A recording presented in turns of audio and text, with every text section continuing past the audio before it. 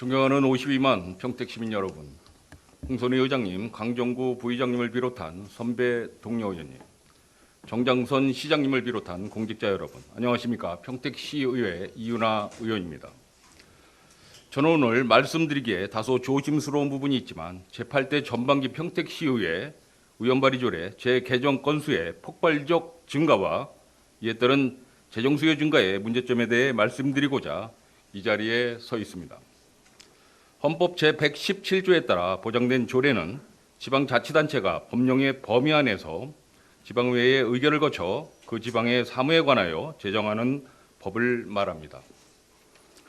현행 평택시 조례는 총 434건으로 경기도 31개 시군 중 9번째로 많은 조례를 보유하고 있으며 이 중 평택시장 발의는 303건, 의원 발의는 131건입니다. 지난 제8대 전반기 평택시의회 2년 동안 저를 포함한 동료 의원님들께서 발의하신 조례안은 모두 123건으로 이는 제7대 평택시의회 4년 동안의 의원 발의 조례안 87건 대비 141% 수준에 달합니다.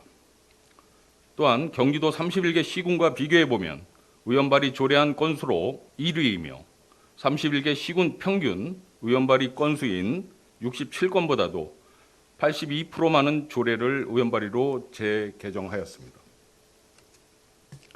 전반기 동안 우리 동료 의원님들께서는 시민 생활의 질적 수준을 높이고 지역사회의 생활안정 지원 등을 위하여 조례 재개정을 통해 많은 역할을 수행해 주셨습니다.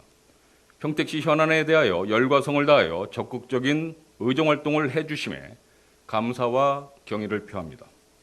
의원 발의 조례와 집행부 발의 조례 그리고 이에 따른 재정 수요의 증가는 지속적인 우리 시의 인구 증가와 다양한 복지 수요, 행정 수요를 충족시키기 위한 자연스러운 현상일 수 있습니다.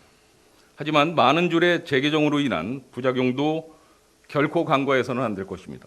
이에 본 의원은 이에 따른 문제점을 말씀드리고 그 해결 방안을 함께 고민해 보고자 합니다. 첫째, 복지 증진과 민원 해결을 이유로 추진하는 포퓰리즘식 조례와 과도한 재정이 수반되는 조례 재개정은 재고되어야 합니다. 특정 조직의 복지 양상과 특수이익 집단의 민원과 압력 등에 의해 조례 재개정이 이루어진다면 더 많은 시민들이 누릴 수 있는 혜택과 어둡고 소외된 사회적 약자들이 입을 수 있는 수혜가 축소되는 결과를 초래할 수 있습니다.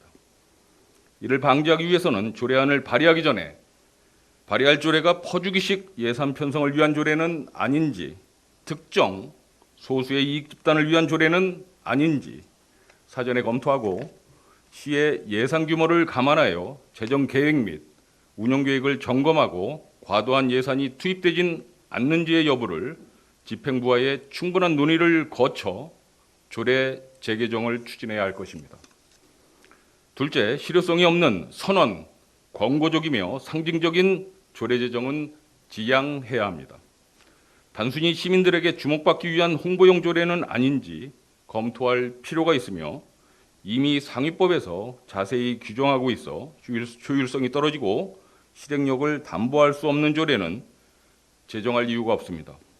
이는 조례의 건전성과 활용도가 떨어짐은 물론 평택시의 행정력 낭비로 이어질 수 있으며 조례의 소중한 가치를 훼손시킬 우려가 있습니다. 실제로 조례 제정 후 단 한 차례도 시행정에 반영되지 않고 폐지되는 조례가 많이 있음을 여기 계신 의원님들께서도 잘 알고 계시리라 생각됩니다. 셋째, 조례 제정 시 비용 추계를 정확히 해야 합니다.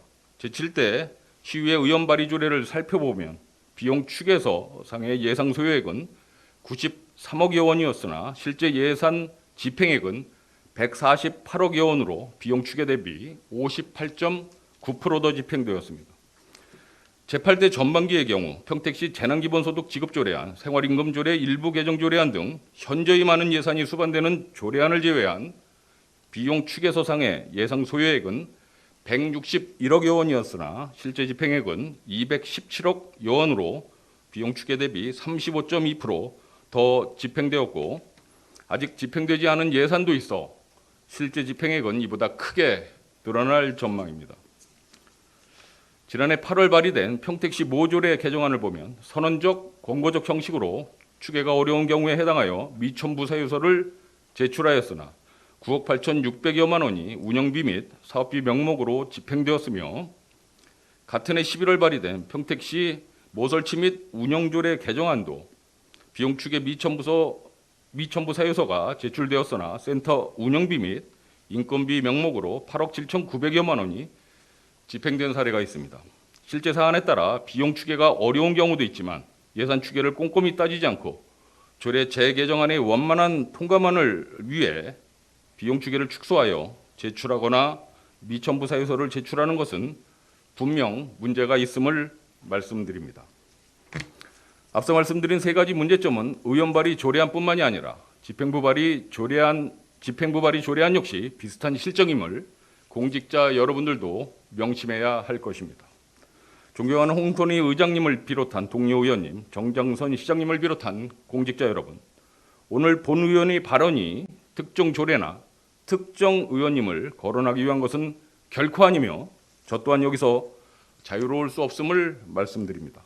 다만 좀 더 지역 발전에 기여할 수 있고 좀 더 많은 시민이 골고루 혜택을 받을 수 있는 건전하고 효율적인 입법 활동을 위한 제언임을 널리 양해해 주시기 바랍니다. 다시 한번 제8대 전반기 2년 동안 동료 의원님들의 노고에 깊이 감사드리며 후반기에도 52만 평택 시민의 뜻을 받들어 정의롭고 슬기로운 의정활동이 되시기를 기원드립니다. 끝까지 경청해 주셔서 감사드립니다.